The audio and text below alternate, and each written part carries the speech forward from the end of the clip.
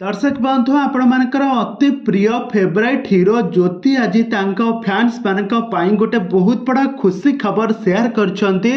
तबे दर्शक बंधु ज्योति एबे क्यों खुशी खबर शेयर करछंती आउ तांकर आगु को कौन खुशी खबर से देबे ए संपर्क में जानिबा पई हेले आपण माने आजिर भिडियोटी को पूरा शेष पर्यंत देखंतु।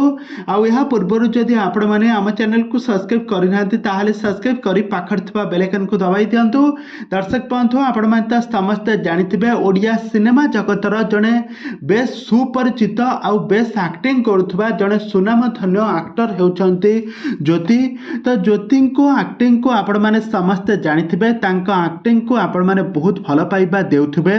तो ज्योति वर्तमान समय गोटे बहुत बड़ा खुशी खबर देइछंती। ज्योतिंकर नुआ सिनेमा रिलीज हेबा पई जाउछे दर्पण। तो ही दर्पण सिनेमा रे ज्योति गोटे भूत कैरेक्टर रे अभिनय करुछंती। आउ एही सिनेमाटी रे ज्योतिंकर एक नेगेटिव कैरेक्टर रे अभिनय करछंती। गोटे भूत सिनेमा को लेकिन एही कहानीटी आधारित। आउ एही सिनेमा को दर्शक माने बहुत पसंद करिवे बोली मध्य ज्योति कहिछंती।